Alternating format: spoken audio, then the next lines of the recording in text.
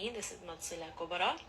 4-count med, illa, this is going to be a 4-count med. This is going to be mad jaiz munfasil because the med and the hamza are within 2 separate words. Illa an qalu, this is a heavy ikhfa, nun sakin followed by the letter qaf. So make sure that you are making this heavy, bringing this up into the nose. Qa is a 2-count med. It is also heavy because it is khussa daqtan gilb. Lu is a 4-count med. This is again going to be mad jaiz munfasil. So for all of these, make sure that you are making them 4-count mudud. Akhrijuhum, kha is going to be heavy. It is part of khussa daqtan gilb. Ra is going to be light in this case because it has a kasra. Ju is a 2-count med. Hum min, this is going to have ghunna, so make sure you are bringing this up into the nose, resting in the nose just a little bit and providing a bit of time because you are merging both of these mim together. Min qaryatikum, this is going to be ikhfa, and it is a heavy ikhfa because nun sakin is followed by a heavy letter. Qaryatikum, qaf is going to be heavy, ra is going to have sukun, and then make sure that ra also has tawassut, so rest on this for a moment as well. Qaryatikum, so rest on this. It has takreer, meaning that ra is going to kind of roll around on the tongue, so make sure that you are spending a bit of time and doing that. Yatikum, mim has tawassut. Innahum, mim has tawassut. Unasun, na is a 2-count med. Suya, this is going to be idgham with ghunna. Letters of idgham are yarmalun. Letters of idgham with ghunna are yanmu. Ya falls in both of these, so we are going to merge them together and bringing up into the nose. Unasun yatatahharun. Ta here is going to be heavy. Ra in this case is going to be heavy as well because it has a dhamma. Ayah number 83, فَأَنْجَيْنَاهُ, nun sakin here is going to have ikhfa. J is going to be madlin, maddan ma 1.5. Na is going to be a 2-count mad. وَأَهْلَهُ, ha is going to have sukun. It is a letter of hams. And because ha is from the lower throat, the air for the hams is going to come closer from the chest. And it's going to be a deeper sort of sound. We are not bringing this up into the throat. We are bringing it down close to the chest. Lahu illa, this is a 4-count med. This is mad sila kubra. Again, ha damir followed by that hamza. Again, we see that there is that small waw with the med on top. Very easy indication of the type of med that this is. So pull this for 4 counts. Illam ra'atahu, mim is going to have tawassut. Rest on this. Ra is going to be heavy because it has a fatha. Illam ra'atahu, 2-count med. Kanat, ga is a 2-count med. Nat, that has hams, meaning there is going to be a little bit of air as we say this letter. Kanat, and then just allow some of that air to come through the teeth. Minal ghabirin, gha is going to be heavy, 2-count med. Birin, ra is going to be light. Wa amdarna, mim has tawassut, ra has tawassut. Rest on both of these letters. Wa amdarna, ta is going to be heavy because it has a it is permanently heavy. Khussa daqtan gilb, ra is going to be heavy because the letter before is a heavy letter with fatha, and ra has a sukun. Wa amtarna, 2-count med. Alayhim, madlin, maddan ma 1.5. Matara, mim here is going to be light, ta is going to be heavy, and ra is also going to be heavy. Ta is part of khussa daqtan gilb, permanently heavy letters. Ra here has a fatha, so that is why it will be heavy in this case. Now this is going to be maddal iwad, meaning that when we have fathatain, we have 2 fathat tanween, and we are stopping here, we are going to turn this into a 2-count med. If you are continuing, you can recite this as a tanween, mataran fandur. In that case, you will give it ikhfa, but because I have stopped, I'm going to make this a 2-count med. Matara, just pull for 2 counts. This is known as maddal iwad. Fandur, nun is going to have a ikhfa. It is a heavy ikhfa because Allah is a heavy letter. And then ra here is heavy as well because the letter before has dhamma and ra has sukun. Fanzur, kayfa, this is madlin maddan ma 1.5. Kana, this is a 2-count med. Aqiba, ayn is going to be a 2-count med. It is going to be from the middle of the throat, so make sure there is a little bit of constriction as you say this letter. Qaf is going to be heavy, part of khussa daqtan gilb, permanently heavy letters. Aqibatul, lam has tawassut. Mujrimin, jim is going to have qalqala. It is part of qutub jad, meaning it has a little bit of bounce as we say this letter. Ra is going to be light. Mujrimin. Wa ila, 2-count med. Madiyana, dal is going to have qutub jad, qalqala. Just give it a little bit of that bounce. Madiyana, akhahum, kha is going to be heavy, part of khussa daqtan gilb. Mim is tawassut. Shu'ayba, Ain is going to be from the middle of the throat. You are going to feel a bit of constriction as you say this letter. Ba is going to be mad al-iwad. Again, we see fathatain. If you are stopping here, it is going to be a 2-count mad. If you are continuing, then it will just be a normal tanween. Shu'ayban qala with ikhfa. But because I have stopped, I will make this a 2-count mad. Qala, qaf is heavy. It is also a 2-count mad. Ya qawmi, ya is a 2-count mad. Qaw is madleen. Qaf is going to be heavy. Qawmi a'budullah. Ain is going to have tawassut from the middle of the throat. Budullah, name of Allah here is going to be heavy because the letter before has a dhamma. Ma, 2-count mad. Lakum min, this is going to merge together and bring this up into the nose. Min ilahin, this is going to be idhab. Nun sakin followed by one of the throat letters means that nun sound is going to be pronounced very clearly with tawassut. So just rest on this for a moment. Ilahin, this is a 2-count mad. Ilahin ghayruh, this is going to be idhab. We have nun sakin followed by the letter ghain, which is one of the throat letters. Ghay is madleen, madzen ma, ra is going to be heavy because it has a dhamma. And now because the ha has a sukoon, because we have stopped, I am going to make sure we are giving it hams, bringing it up from the chest. Ghayruh. Give it a lot of air and make sure it's coming deep, not from the middle of the throat or the top of the throat, but from the bottom close to the chest. Qad, qaf is going to be heavy. Dal has qalqala, qutub jad. Ja'atkum, this is going to be a 4-count mad. This is going to be mad wajib muttasil because the mad and the hamza are within that same word. That is going to have hams. Ja'atkum bayyinatun. And then here we have a merging of the mim and the ba. So make sure that you are bringing this up into the nose, spending a bit of time. Ja'atkum bayyinatum min rabbikum. This is going to be idgham with ghanna. We have a tanween followed by the letter mim, which is part of idgham letters, yarmalun, and part of the idgham with ghanna letters, yanmu. Mim falls in both of these, so just merge this together and spend a bit of time. Min rabbikum. Ra here is going to be heavy because it has a fatha. And this is going to be idgham without ghanna. So there is no noon sound. No need to bring this up into the nose. Just merge straight from that mim into the ra. Min rabbikum. Mim has tawassut. Fa'awfu, madleen, madzen ma. Fa'awfu al-gayla. Lam has tawassut. Rest on this. Gay is madleen. Gayla wal mizana. Lam has tawassut. Rest on this. Mi is a 2-count mad. Za is a 2-count mad. Mizana. Wala is a 2-count mad. Tabakhasun nasa. Ba is going to have qalqala. It is qutub jad. Bounce on this just a little bit. Qa is going to be heavy. Tabakhasun nasa. Idgham with ghunna. Ashya'ahum. This is going to be a 4-count mad. This is going to be mad wajib muttasil because the mad and the hamza are within that same word. Ashya'ahum. Mim has tawassut. Wala 2-count mad. Tufsidu. And then here this is going to be a 2-count mad in du. Fil ardi. Lam has tawassut. Ra is going to have tawassut. Rest on both of these. La is going to be heavy.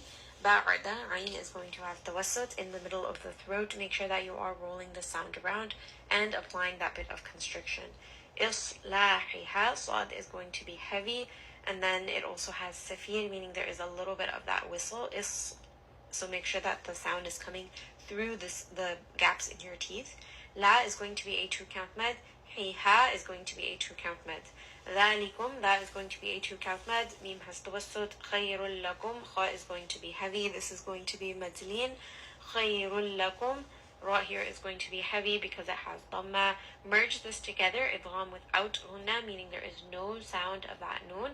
Khayrul lakum. Just bring this together, and then lam is going to just go straight from that letter ra. Mim has tawassut. In kuntum ikhfa, and then in, and then kuntum is also going to be ikhfa. Mu'minin, hamza here is going to have jahr. It is also going to have just a little bit of that abrupt jerkiness when we stop here. Mu'minin. Make sure that you are reading this properly and giving it that proper amount of jerkiness, because when we say this letter, we don't want it turning into a med. So we don't want a med, we do want it to sound like a hamza with sukoon. Next ayah, wala, this is a 2-count med. Taq'udu, qaf is going to be heavy, and also letter of qalqala, so give it a bit of bounce. It is part of qutub jad. Udu, ayn from the middle of the throat. Du is a 2-count med. بكل صراط, صاد is going to be heavy. Ra is going to be heavy. Ta is going to be heavy. صراط توعدون, إخفاء. Du is a 2-count med. عيدون is a 2-count med. وتصدون, صاد is going to be heavy. Du is going to be a 2-count med. عن سبيلي, this is going to be إخفاء. Light إخفاء because sin is a light letter. Sabili, this is a 2-count med. Sabilillahi, name of Allah here is light because the letter before has a kasra. Man amana, noon is going to have idhar because it is followed by one of the throat letters, hamza, ha, ain, ha, ghain, kha. It also has tawassut, so just rest on this for a moment. Man amana, 2-count med. Bihi is a 2-count med. وَتَبْغُونَهَا, ba is going to have qalqala, it has qutub jad. Ru, ghain is going to be heavy and it is a 2-count med. Naha is a 2-count med. Riwaja, this is going to be med al-riwad. This is also going to be a 2-count med. And this one is going to be just that 2 counts because there is fathatain. If we are stopping, if you are continuing, you can recite this as a normal tanween. With kuru, rest on that dal. Kuru, this is going to be a heavy ra and a 4-count med. It is mad jaiz munfasil because the mad and the hamza are within 2 separate words. إذ kuntum, dal, just rest on this for a moment. Kuntum, nun sakin is going to have ikhfa, mim is going to have tawassut. Qalilan fakatharukum, qaf is going to be heavy. Li is a 2-count med. Lan fa, this is going to be ikhfa. فَكَثَّرَكُمْ, ra here is going to be heavy. Mim has tawassut.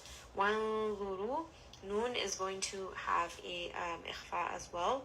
It is a heavy ikhfa because the letter ra is heavy. Uduru, ra here is heavy as well because it has a dhamma. Kaifa, this is going to be madneen. Kana, 2-count med. A is a 2-count med. Ain from the middle of the throat. Qaf is going to be heavy. Aqibatul mufsidin, lam has tawassut, and we end on a 4-count med. وَإِن كَانَ, this is going to be إخفاء. Ga is a 2-count med.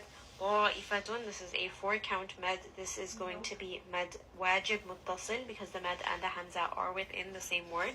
طَائِفَةٌ مِنْكُمْ, merge this together. It is idgham with gunna. مِنْكُمْ إخفاء, mim has tawassut. آمَنُوا, a is a 2-count med. Nu is a 2-count med.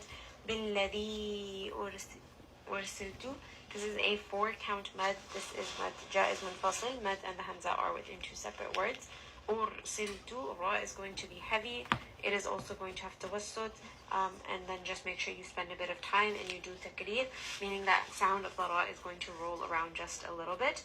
Lam has tawassut. Bihi, this is a 2-count med. Mad sila sughra. Ta'ifatun, this is going to be a 4-count med. This is med wajib muttasil because the med and the hamza are within that same word. وَطَائِفَةٌ لَمْ يُؤْمِنُوا, this is going to be idgham without ghunna. Mim has tawassut. Rest on this. Yu'minu, hamza has a jaha, so make sure you are stopping that sound, giving it that correct amount of jerkiness. Nu is a 2-count med. Fasbiru, sad is going to be heavy. Biru, ra is also heavy. Hatta, 2-count med. Yahkum Allah, ha from the middle of the throat. Name of Allah here is going to be heavy because the letter before has a fatha. Baynana, na is a 2-count med. Wahuwa khayru, kha is going to be heavy. This is going to be madleen. Ra is going to be heavy as well because it has a dhamma. Khayrul hakimin, lam has tawassut. Ha is a 2-count med. And then we end here on a 4-count med arid lissukun. Inshallah, that is going to be our lesson for today, ayah number 82 to ayah number 87. Inshallah, in the next class, we will continue from the next juz, ayah number 88, from juz number 9. So, alhamdulillah, by the tawfiq of Allah, we were able to complete our juz. Inshallah, we will have the tawfiq to complete the Qur'an in that same manner. We ask Allah that He allows us to implement whatever it is that we have learned, that He allows us to continue being students of the Qur'an, and that He rewards us for everything that we have done, and that He accepts all of our good deeds, all of our recitation, and all of the ilm that we have spent time learning. So inshallah, we'll stop here now and move on to the tafsir portion of our class. Jazakallahu khairan kathiran.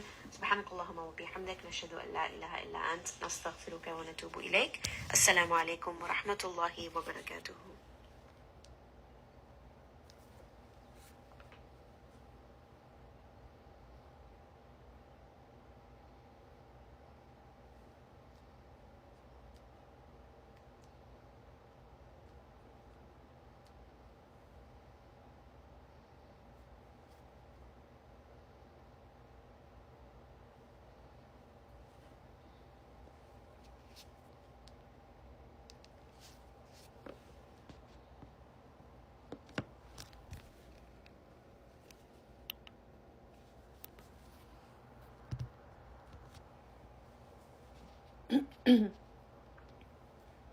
Assalamu alaikum wa rahmatullahi wa barakatuhu.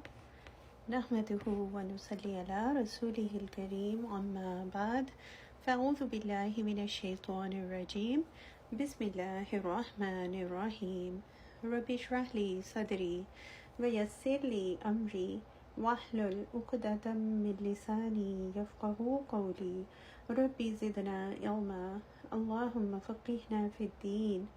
اللهم إنا نسألك علما نافعا وعملا متقبلا ورزقا طيبا اللهم انفعنا بما علمتنا وعلمنا ما ينفعنا وزدنا علما آمين يا رب العالمين. Inshallah, by the tawfiq of Allah subhanahu wa ta'ala, we will complete just number 8 today. We'll start off with ayah number 82. And we'll go up to ayah number 87. And inshallah, next week we'll start with juz 9. May Allah subhanahu wa ta'ala allow us to complete the entire Qur'an this way. Ameen ya Rabbal Alameen. So let's start off with the word meanings, beginning with ayah number 82, inshallah. أعوذ بالله من الشيطان الرجيم. بسم الله الرحمن الرحيم.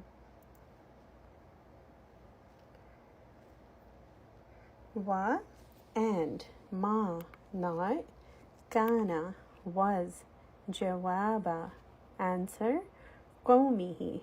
Qawm means people or nation.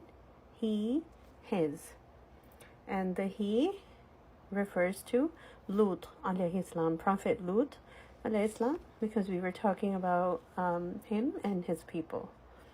Illa, except, an, that, and please note that the word ma in the beginning means not, and it doesn't mean that or what in this case because of the illa that follows shortly afterwards.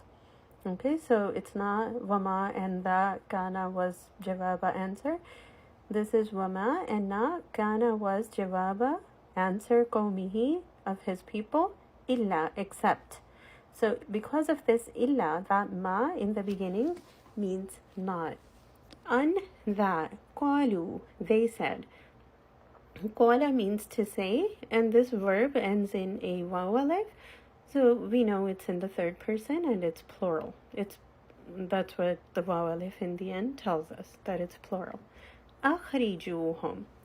Akhriju comes from the word kharajim. That's the root word, and that means to take out.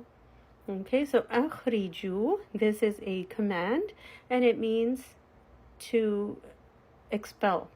Okay, so akhriju, you all expel or drive out, hum, them, min, from, qaryati.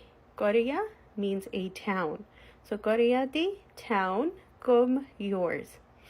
Inna, indeed, hum, they, unasun, people. Unasun comes from the word nas, which means people. Right? So this is the same word. Unasun, people. Yatatahharun. Tahir is the root word here, tahara, and that means pure. So ya in the beginning tells us that this word is in the third person, and una ending makes this word plural. And adding the ta after the ya means that they claim to be pure. Okay? That they pose to be pure or pious. So yatatahharun, they claim to be completely pure.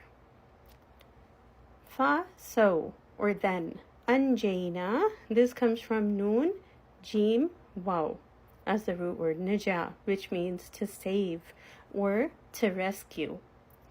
So fa, then, anjay, saved, na, we.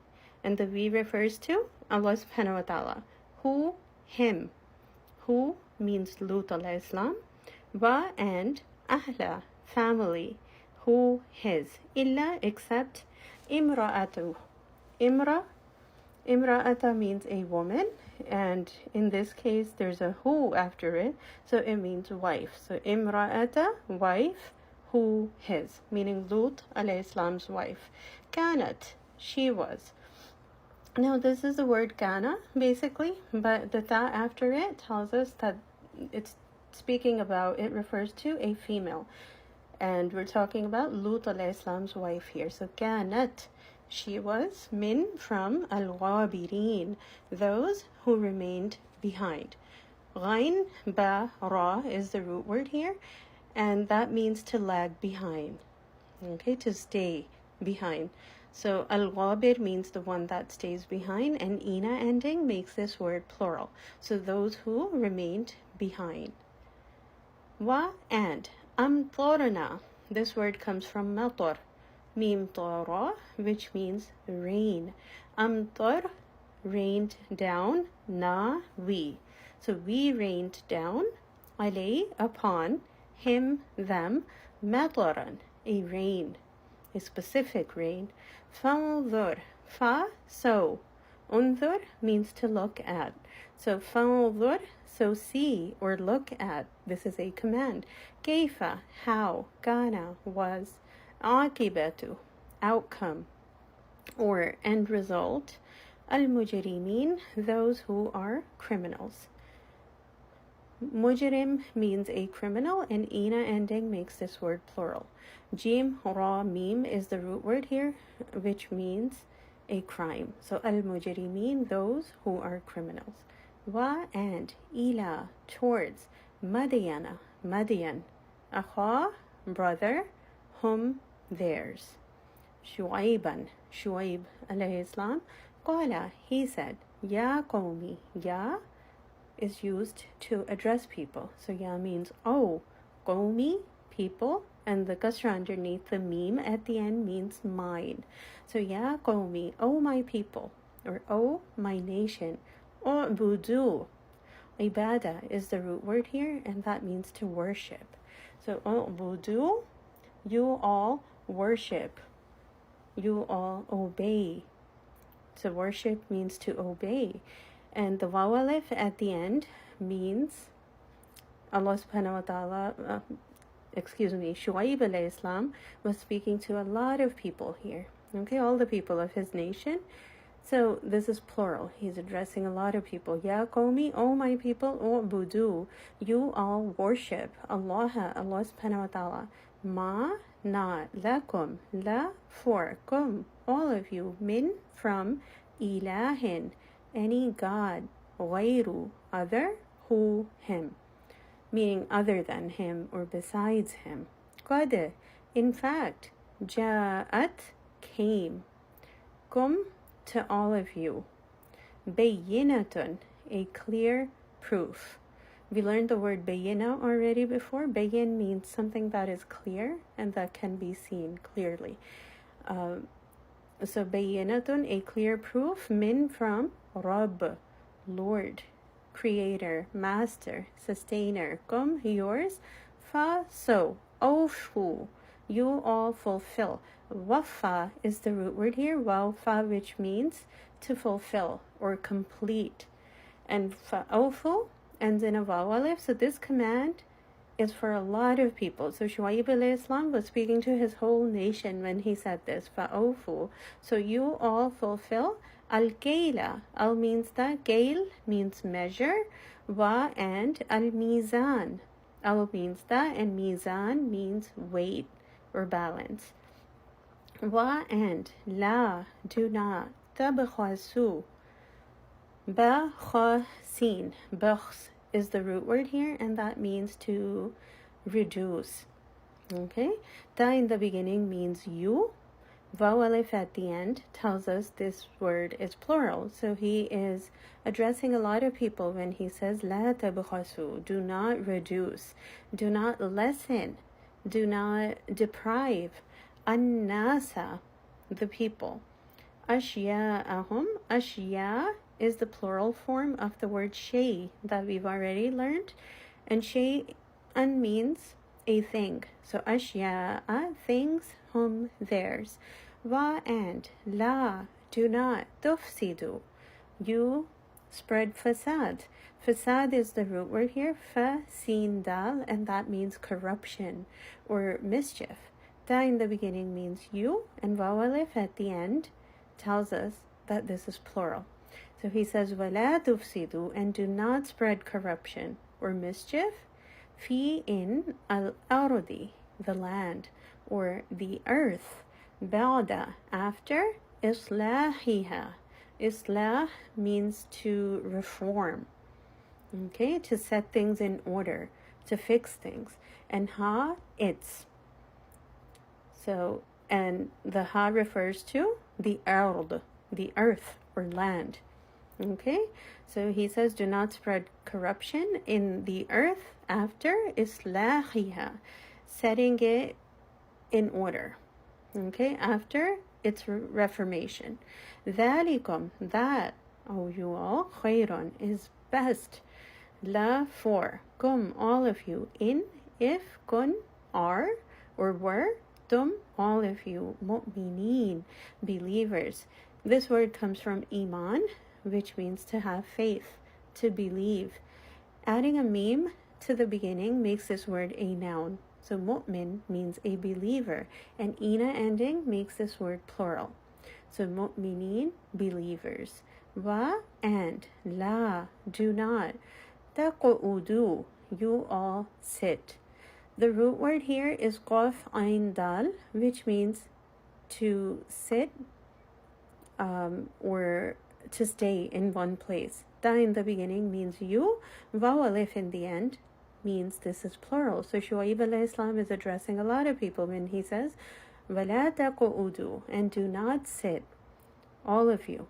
بِكُلِّ, be at, kulli, every or all, صِرَاطٍ, path, تُعِدُونَ, you all threaten. Waw ain dal is the root word here, and that means to promise people to of something that is to come, to kind of scare them. Okay, ta in the beginning means you, and una ending makes this word plural. So tu'iduna, you all threaten. Wa and tasudduna, you all hinder or stop. Sad dal means to hinder. Okay, to get in the way, to stop. Ta in the beginning means you, and una ending makes this word plural. So watasudduna, and you all stop. An, from, sabil, path or way, Allahi, of Allah subhanahu wa ta'ala. Man, who, amana, he believed, be, in, he, him, meaning in Allah subhanahu wa ta'ala. Wa, and tabighunaha, you all seek in it. Ba, ghain, ya means to seek, to look for. Ta in the beginning means use, and una ending makes this word plural. So watabghuna, and you all seek, ha, it, or in it, iwaja, a crookedness or deviation. Okay, and if we use this word to describe the path, it would be as crooked or deviated. So, وَتَبْغُونَهَا, and you all seek it, or in it, aywaja, a distortion or crookedness. وَذْكُرُوا, wa, and, uthkuru, you all do, dhikr. Dhikr means to mention or remember. And this is a command for all of them again. When Shuaib alayhi salam tells them, وَذْكُرُوا, and you all remember, is when kuntum, kun, were, tum, all of you. And when he says, and you all remember, it means you should all think about, you should all recall. Is when kuntum, you all were, qalilan, very few, fa, so, or then, katharakum. Kathra means an abundance. So kathara, he increased, kum, all of you. Wa, and unzuru, you all see or look at, kaifa, how, kana, was, akibatu, outcome, al-mufsideen, of those who spread corruption. Fasad again is the root word, and mufsid means somebody who spreads mischief or corruption. And ina ending makes this word plural. So al-mufsidin, those who spread mischief or corruption. Va and in if kana was ta'ifatan, a small group or a small party, min from kum, all of you, amanu, they believed. Iman is the root word, and amanu is in the third person and plural. So amanu, they believed. Billadhi, be in alladhi, that which, or billadhi can mean with which. Ursiltu, I was sent. Ursil means something that is sent, and tu in the beginning means I. Tu in the end here means I. So ursiltu, I was sent, be with he in, wa and, ta'ifatun, a small party or group, lam did not, yu'minu, they believe. Again here the root word is iman, which means to believe. Ya in the beginning tells us that this word is in the third person, and waw alif in the end makes this word a plural. So lam yu'minu, they do not believe. Fasbiru, fa, then or so. Sabr is the root word here, and that means to be patient. So fasbiru, this word ends in a waw alif again, so Shoaib al-Islam is addressing a lot of people when he says this. So he says, you all be patient. Hatta, until, yahkuma, he judges. Hakam is the root word here, and that means a judge. Ya in the beginning tells us this word is in the third person. So yahkuma, he decides or judges. Allahu, Allah subhanahu wa ta'ala, and the word Allah ends in a dhamma on the ha, so it means Allah subhanahu wa ta'ala is the one doing something. So yahkum Allahu together means Allah subhanahu wa ta'ala judges or decides. Baina, between, na, us, wa, and, huwa, he is, khayru, best, al-hakimin, of those who judge. So this word again comes from hakam, but it's hakim, means the one who judges, and ina ending makes the word plural. So al-hakimin, those who judge or decide. Alhamdulillah. Now we'll start the tafsir of these ayat, inshallah. أعوذ بالله من الشيطان الرجيم. بسم الله الرحمن الرحيم. Last time we started learning about how Lut alayhi salam tried to call his people to the right path. They were caught up in homosexuality, which is a major sin. And that was a sin that nobody before them had ever committed. So he was trying to explain to them that they had crossed all limits when they committed this sin. They had come up with something that nobody before them had ever done. And this sin had become so common among them. So they had crossed all limits set by Allah subhanahu wa ta'ala when it came to disobedience. We already learned that Lut alayhi salam was not from his nation, but he was sent to guide these people. Okay, the ones he was sent to were not his people. He was not born among them and raised among them. He was sent to them to guide them. Okay, he was not from them.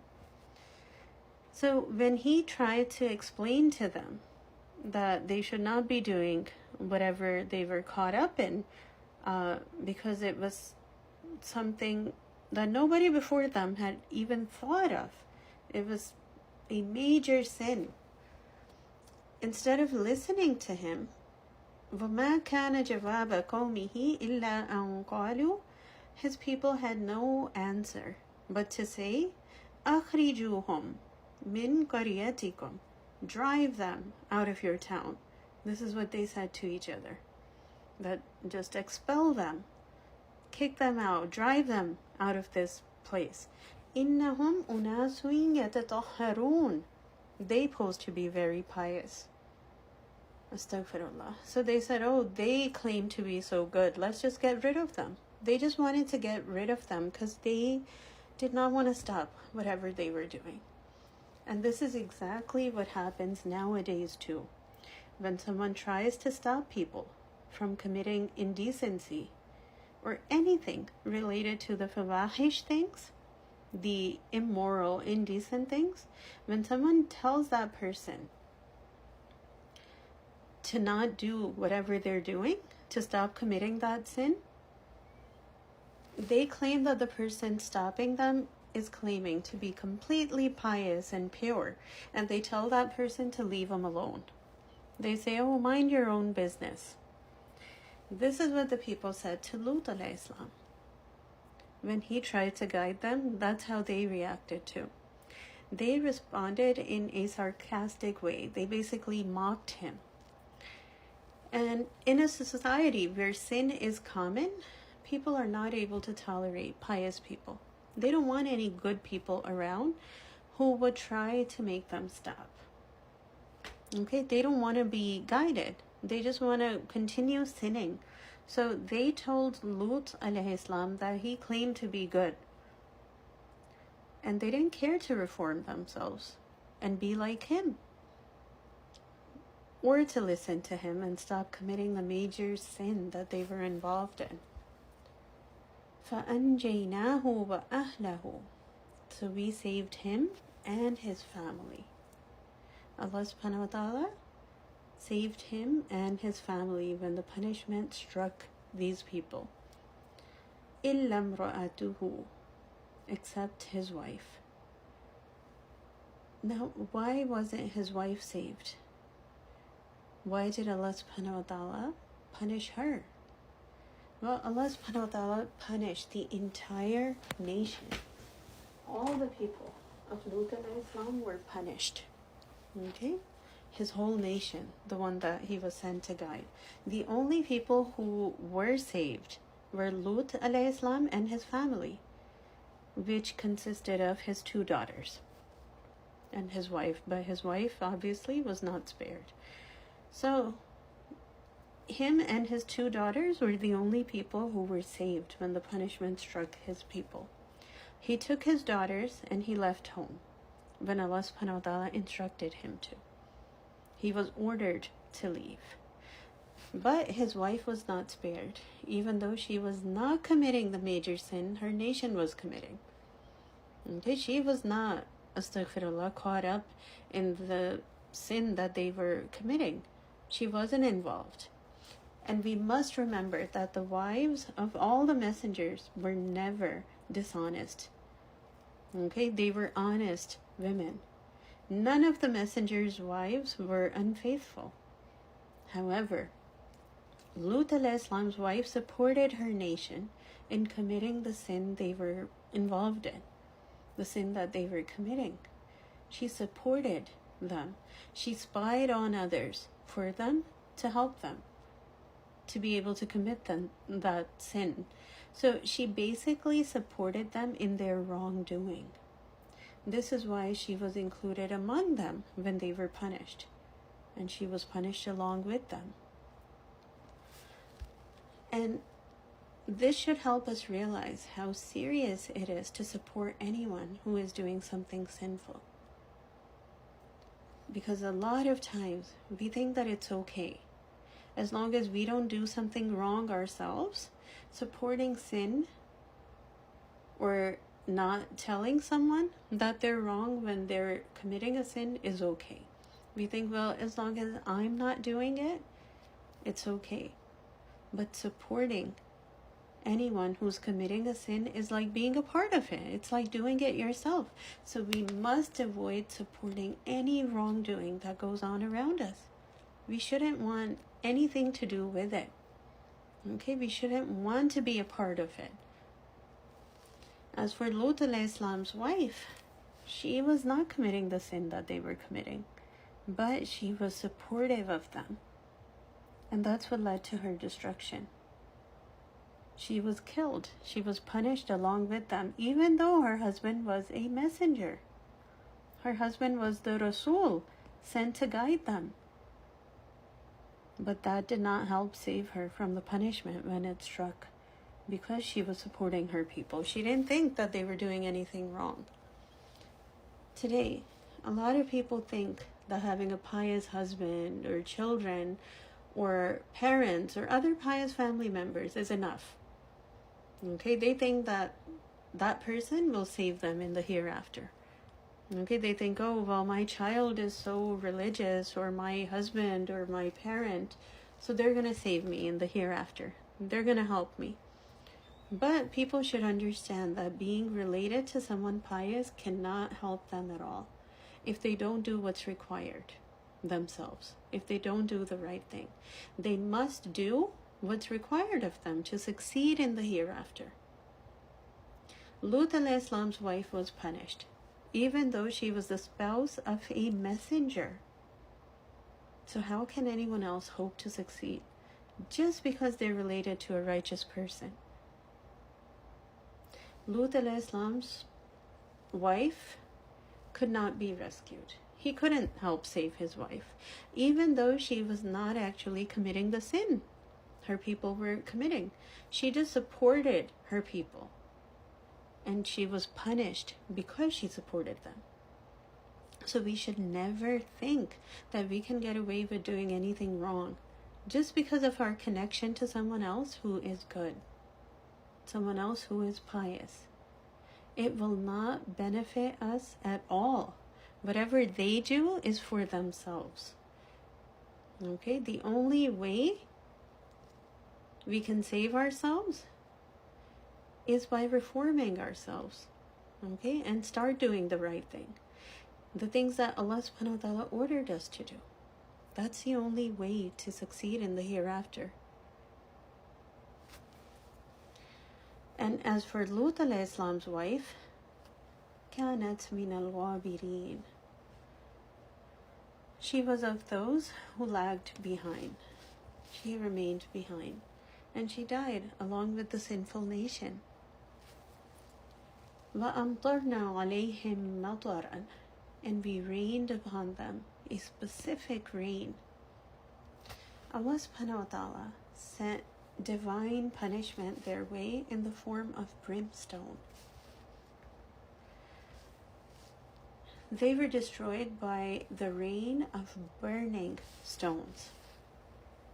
Not only were they punished in this way, but Jibreel alayhi salam picked up the entire civilization on one wing, and he carried it all the way up to the sky. So he carried the place where they lived, that entire area, all the people in it, on one of his wings, the tip of a wing, and he carried it all the way up. And according to Hadith, the angels of the sky, the lower sky, heard the sound of their roosters and their dogs barking. That's how high he lifted them up. And there, he turned the land upside down, and he threw them down to the earth. And they were hurled down with such force that they sank deep in the ground. So deep that water came out of the ground. That is where the Dead Sea is today. So the civilization was turned upside down, and every one of them was killed. Not one person was spared, besides Lut alayhi salam and his 2 daughters.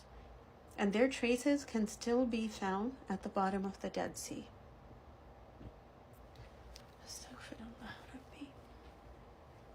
فانظر كيف كان عاقبة المجرمين. So see what was the outcome for such criminals. They repeatedly practiced homosexuality and corruption. So the entire nation was wiped out. Every one of them. Everyone except for Lut alayhi salam and his 2 daughters. Allahu Akbar. This story should teach us an important lesson to avoid all forms of fawahish or immorality. We must stay away from them. Okay, as we learned last time, nobody ends up committing these major sins on the first day. Okay, Shaitan sucks people in gradually. He leads them to sin gradually. They think it's nothing harmful. So they try doing one thing, and then it just leads them further and further into that sin, into that fahashi, to the point where they end up committing the major sins, and then it leads to their destruction. They ruin their lives in this world, and of course in the hereafter.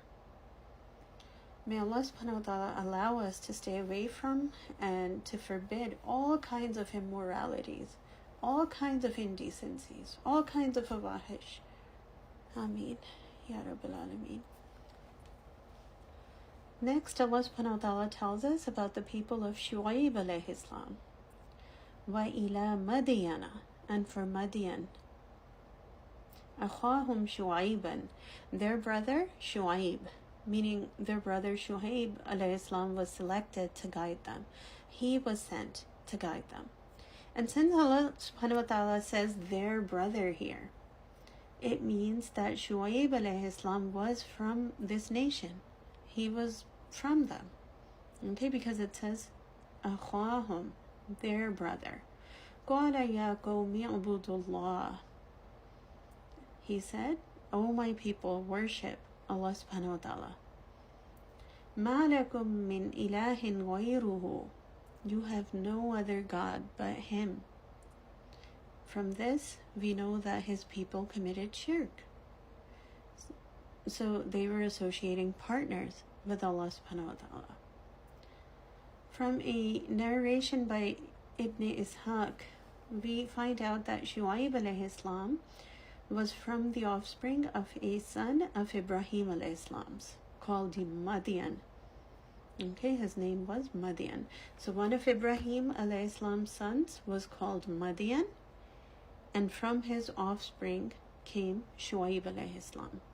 So Madian was the name of the area that they lived in. It was named after their grandfather, and they came later after Ibrahim alayhi salam, since they were from his offspring. The Ad, the Thamud, and Nuh alayhi salam's people that we had learned about earlier were from long before Ibrahim alayhi salam. So they were around way before Ibrahim alayhi salam. And Lut alayhi salam, that we just finished learning about, and his nation, they were around at the same time as Ibrahim alayhi salam. And later, after them, came Shu'aib alayhi salam. After telling his people to worship only one Allah, Shu'aib alayhi salam told them that there are no other gods but Him. Then Shu'aib alayhi salam said to his people, قَدْ جَاءَتْكُمْ بَيِّنَةٌ مِّن رَبِّكُمْ. A clear proof has come to you from your Lord. A clear guidance. He told them that the clear orders of Allah subhanahu wa ta'ala had come to them. They had reached them. So there was no excuse whatsoever to continue doing the bad things they were doing. They didn't have an excuse anymore because they were clearly guided. فَأَوْفُوا الْكَيْلَ وَالْمِيزَانَ. To give just measure and weight. So the problem with the people of Shu'aib alayhi salam was that they suffered from moral corruption. They were committing economic fraud by cheating customers and giving them less than they should have gotten for the price they paid for things. So this is what Shu'aib alayhi salam tells them not to do. He says to give people what they have a right to get. When they pay you for something, give them the full amount that they should be getting. وَلَا تَبْخَسُوا النَّاسَ أَشْيَاءَهُمْ. And do not deprive people of their things. And that can mean that they defrauded people when measuring and weighing, because they did do that, or depriving them of the things they were entitled to, because sometimes people don't give others what they should be getting because they're entitled to those things. And the word things here includes everything the others had a right to get. Okay? When he said ashya'ahum وَلَا تَبْخَسُوا النَّاسَ أَشْيَاءَهُم, and do not deprive people of their things. Things can mean everything that people had a right to get, even their rights. Okay, so they were ordered to fulfill their responsibilities towards others, to fulfill their due rights. So they were commanded to be fair when buying and selling, and also to be fair with the rights of other people, to carry out their responsibilities towards them, to fulfill the rights of others. Inshallah, we'll learn about this in more detail in Surah Mutaffifin later on, where Allah subhanahu wa ta'ala says, woe to those who give less than due. And how do people do this? By tricking people, by deceiving them, lying when they sell something, like taking more money than the item is actually worth, or the item may be defective in a way where something is wrong with it, or it's missing a part or something, and they don't tell the customer when they're selling that item. They don't tell them that the item is defective. So the customer ends up paying full price for it as if it's something that functions properly, but it might not even work properly. And these are common examples of the things defrauders do that are common nowadays. Okay, people often do this nowadays. Like when they're selling a car, they don't tell the other person that their car causes problems sometimes with whatever it is, in whatever way it may be defective, and they end up taking more money from the customer as if the car is perfect when there's something wrong with it, and that person finds out later on that something is wrong with the car. That is a way that people defraud others. Okay, and people do this when it comes to a lot of things, not just cars. So we should remember that Allah subhanahu wa ta'ala issued a severe warning in Surah Mutaffifin against this. He says not to commit economic injustice and dishonesty. When people do such things, they are committing the same sins as the people of Shu'aib alayhi salam.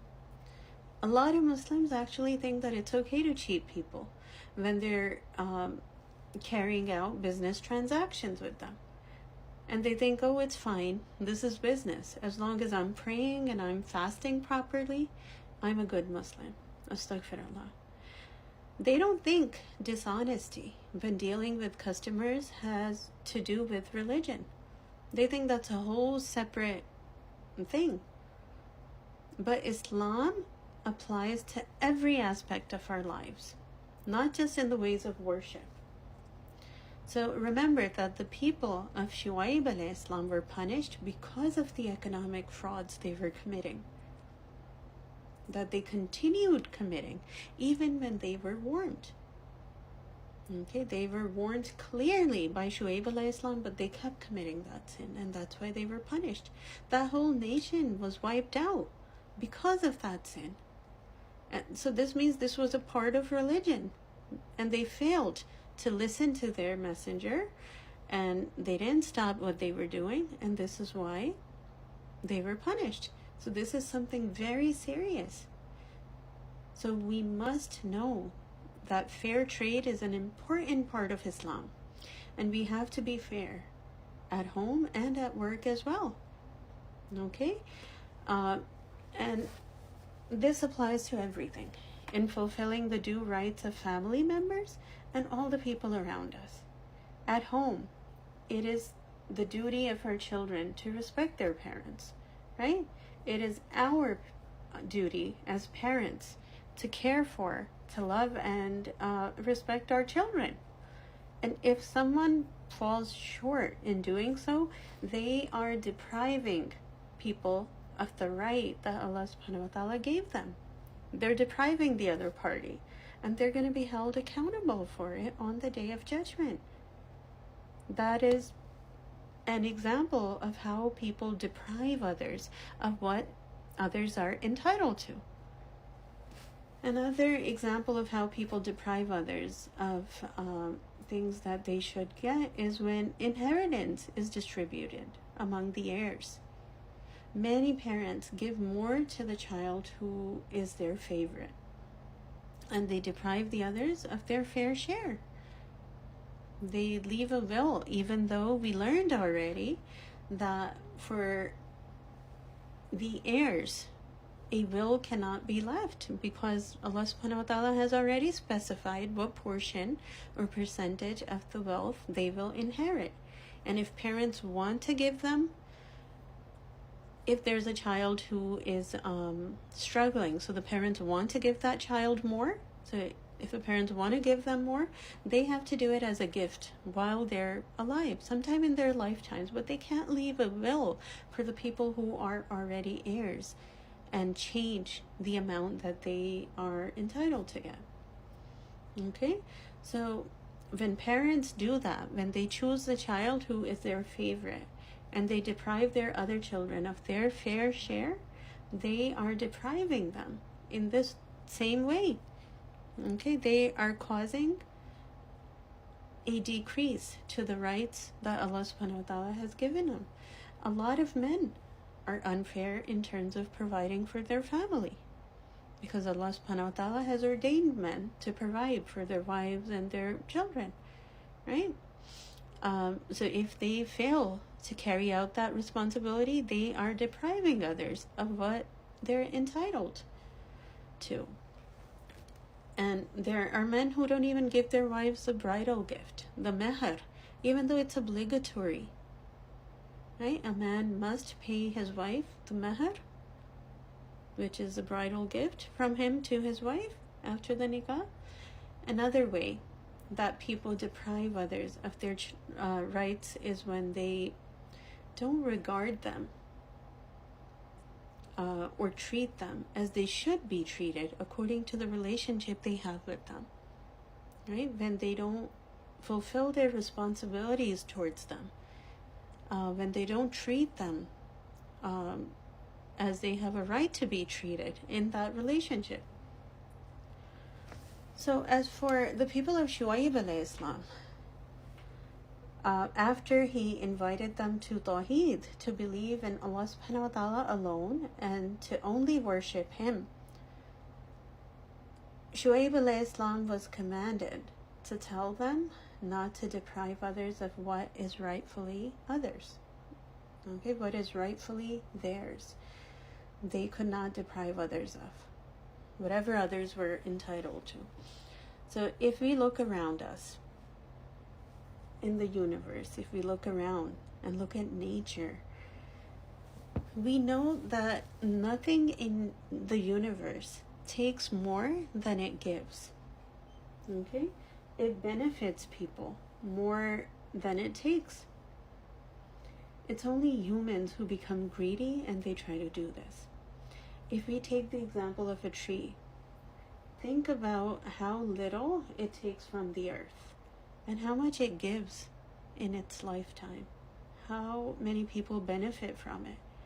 If we think about the sun, think about how much it benefits us without taking anything from us whatsoever.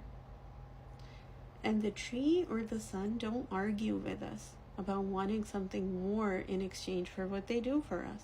They don't say, well, I deserve more from you because I do so much for you. That should teach us to be giving, right? That's what nature teaches us. If we stop and reflect, we would learn that. Generally, people just use the things Allah subhanahu wa ta'ala has provided for them without thanking Him for them. They take them for granted. They don't thank Him for them or fulfill their duties towards Him. Because that's what we must do. When He gives us all these blessings, we have to be grateful and fulfill our duties towards Him. So people just want to take advantage of the blessings He granted them without doing those things. But when they do that, they are depriving Allah subhanahu wa ta'ala of His right to be worshipped the way He should be. and that is a great sin. Here, he tells us not to deprive people of their rights or their things. The phrase وَلَا تَبْخَسُوا النَّاسَ أَشْيَاءَهُم is made up of just a few words, meaning, and do not deprive people of their things.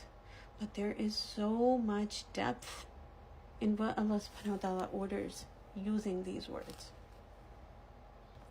He forbids people to deprive others of the things and the treatment they have a right over. If we stop and think about this part, just this part of the ayah, we can find so many examples of ways that we can obey him in our lives. Okay, that we can implement what we're taught here. And this is a really serious matter.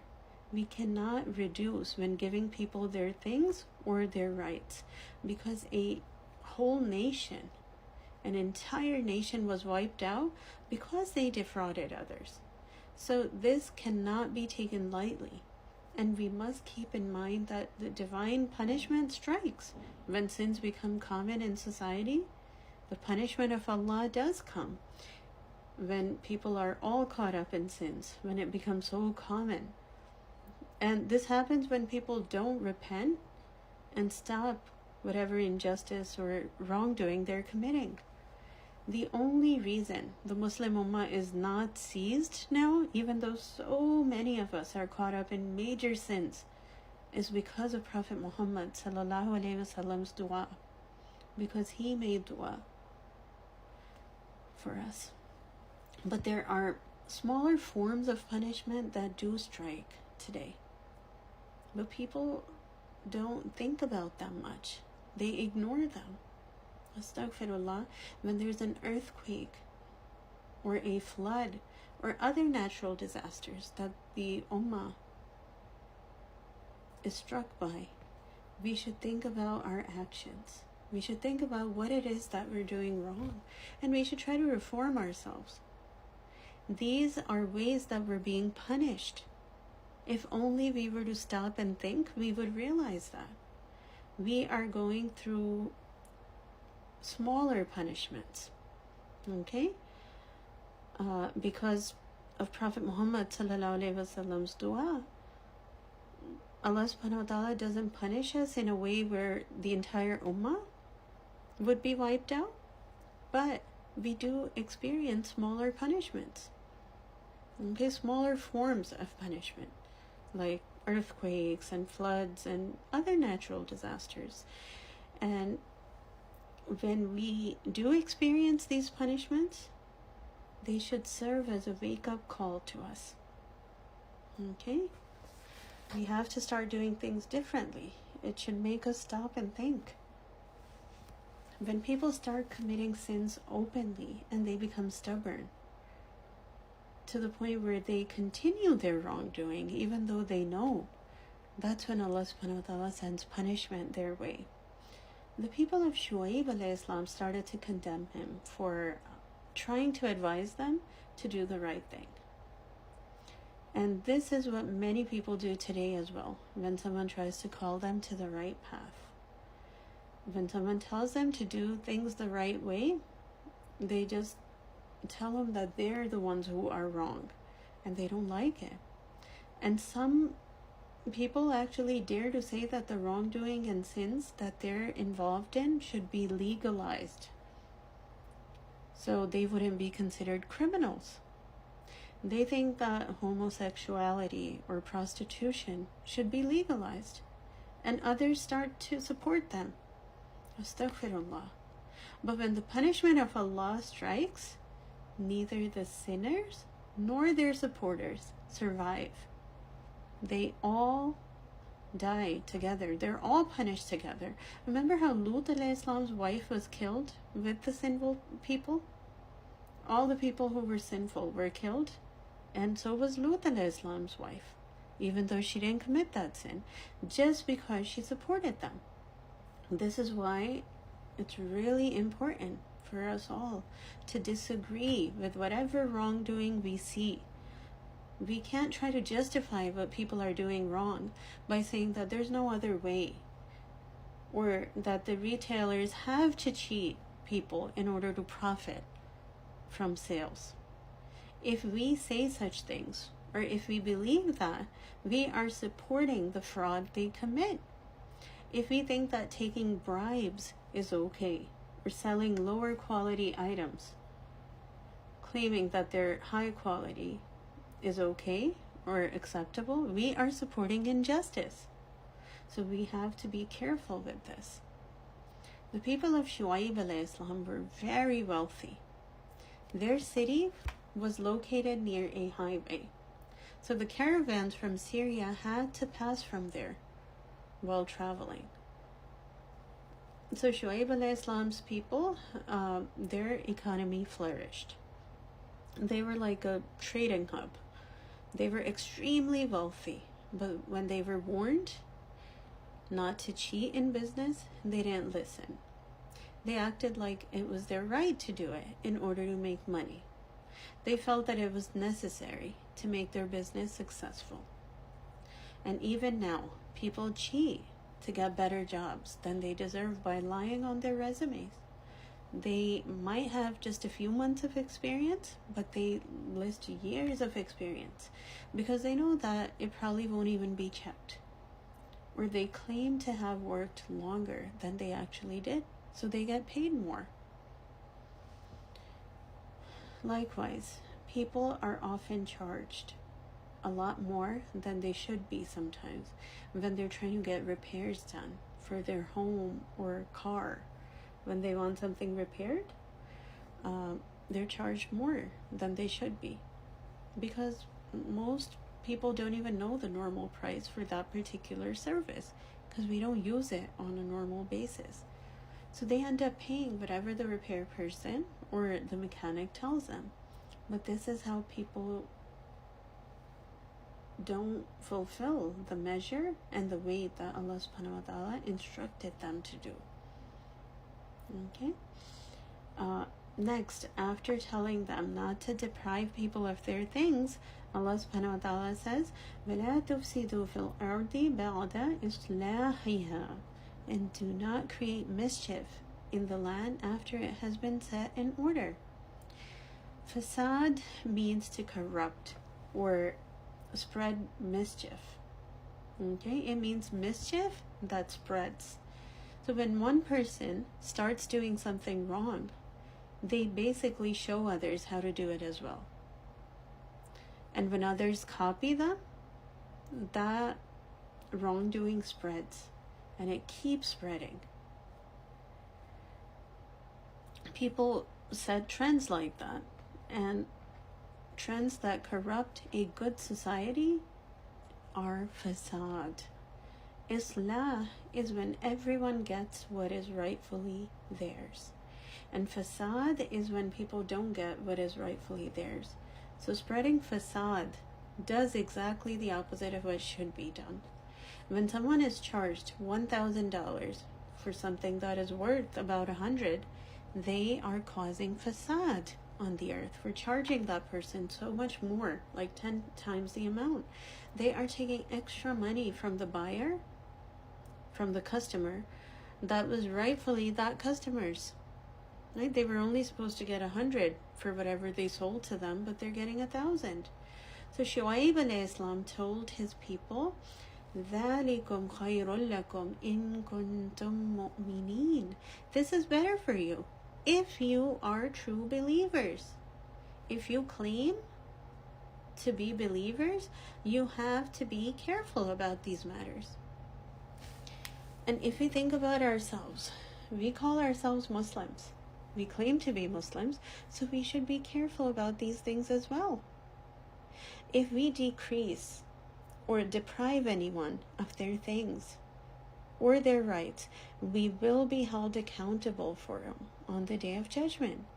Even if the other person never finds out in this life that we cheated them out of something that should have been theirs, Allah subhanahu wa ta'ala will question us about it on the Day of Judgment because He sees and He knows. Astaghfirullah. وَلَا تَقْعُدُوا بِكُلِّ صِرَاطٍ تُوعِدُونَ. And do not sit in ambush on every road to threaten people The nation of Shu'aib al-Islam used to rob people when they passed by. And they used to take money from them if they wanted to continue doing business where they were. They used to take a share from them just to be able to continue their business. And they harassed people who passed by. They used to call them names, make sounds, and say rude, disrespectful things to people.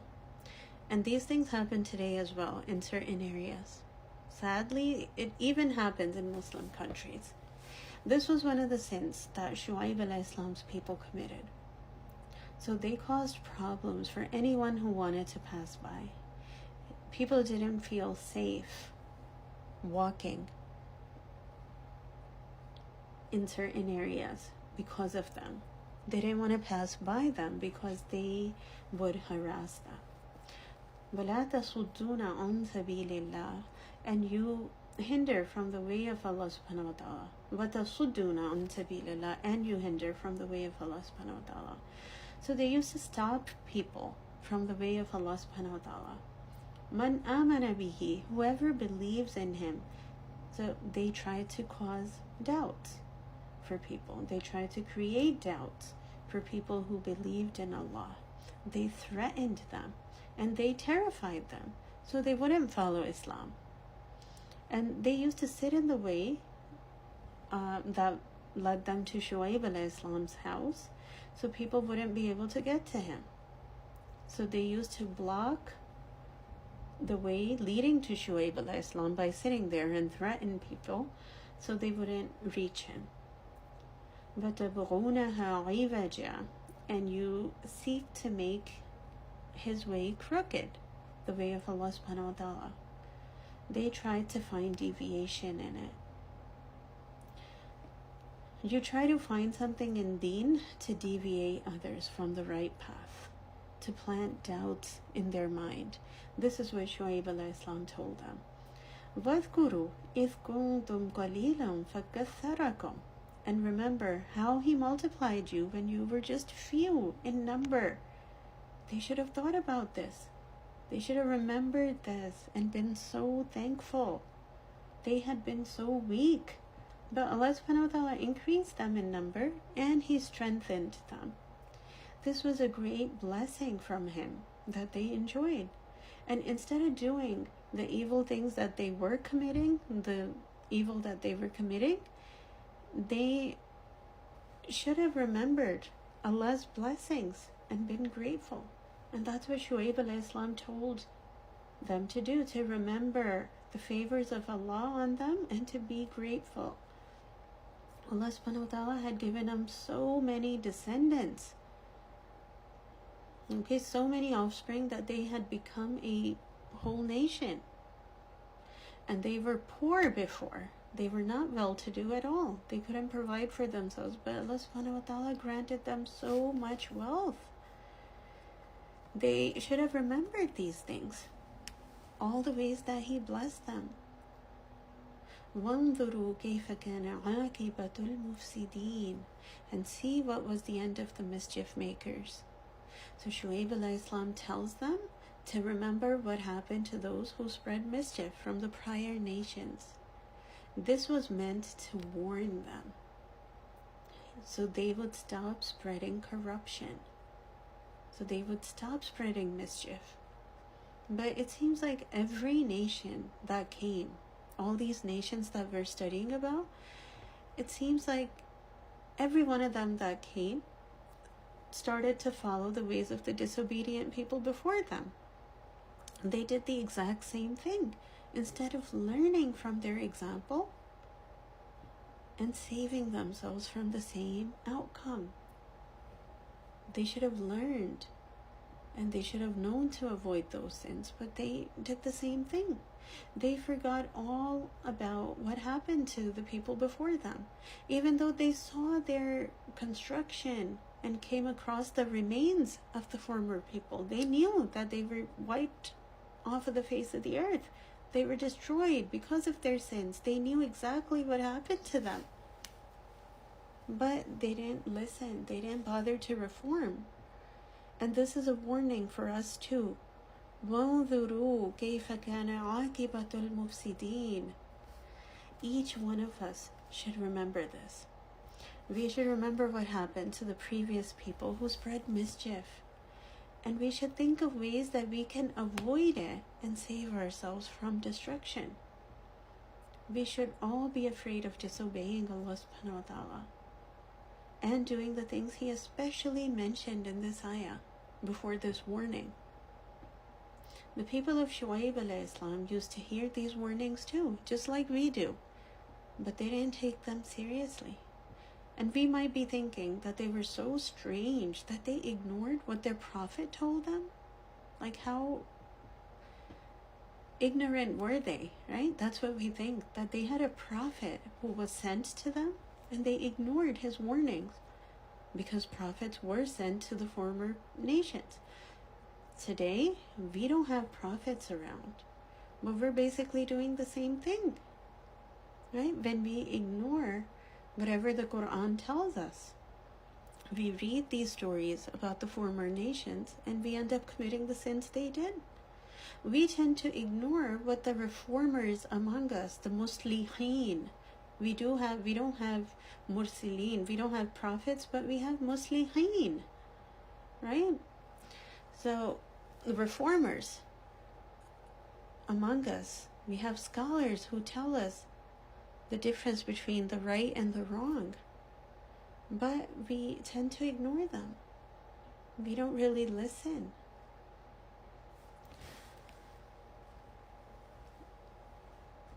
Think about what we say when someone tries to advise us.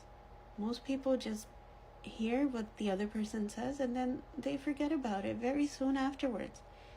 They don't really bother to listen closely or pay attention to them properly or to reform themselves. Okay, so even though we don't have mursaleen, we do have muslihin. We have reformers who we should listen to. And we have the Qur'an, the word of Allah, and the Hadith to guide us. And we should learn from the example of the former people. Right? We should learn to avoid the sins that they committed that led to their destruction. Next, Shu'aib alayhi salam said to them, وَإِن كَانَ طَائِفَةٌ مِّنْكُمْ آمَنُوا بِالَّذِي أُرْسِلْتُ بِهِ. And if there are some among you who believe in the message with which I have been sent, he was talking about the group who believed in the message he gave them. And they stopped doing all the evil things mentioned, like cheating people and depriving them of the things they were entitled to. Okay, there was a group that listened. وَطَائِفَةٌ لَمْ يُؤْمِنُوا. And others who disbelieve it. So the other group who refused to believe did not listen to him. They kept committing the same frauds, cheating people out of their out of whatever was rightfully theirs. So the nation was basically divided into two parts. Some believed and the others disbelieved. Both groups lived comfortably in the beginning. Okay, they both seemed to live luxurious, comfortable lives, apparently. The disbelievers didn't experience any problems, even after refusing to believe. So they continued being dishonest when doing business, and they thought that nothing would happen to them because nothing bad had happened to them till that point. So they started to do it even more. They claimed that they would have been punished already if they had been so wrong. But nothing happened. So they transgressed. Okay, they crossed the limits set by Allah subhanahu wa ta'ala.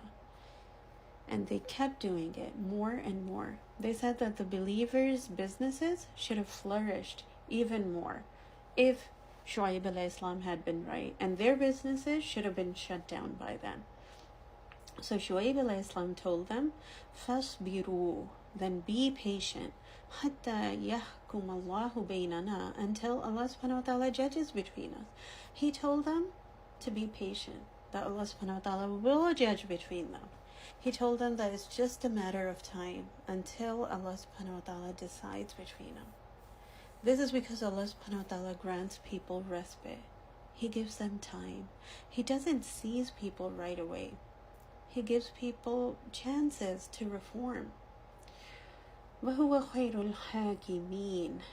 And He is the best of all judges. He is the best of all those who decides. He will decide between them.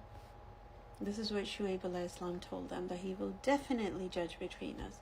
Shu'aib alayhi salam was bestowed the honorary title of Khatibul Anbiya, meaning the preacher among the prophets, the orator of the prophets. This was because of his highly eloquent speech. He spoke so well. He was gifted the ability to convey the message of Allah subhanahu wa ta'ala to His people effortlessly. And he did it so persuasively. This is why Shu'aib alayhi salam had the title Khatibul Anbiya. He spoke very well. He belonged to a family of the elite class among his nation. And his nation had high hopes for him. And they expected him to accomplish so much in life. They had expected him to hold a powerful position in the government when he grew up, because they noticed that he was very talented. He stood out for being intelligent. So they had high hopes in this child. And they expected him to be successful according to their standards. However, as soon as he started calling them to deen, they were disappointed.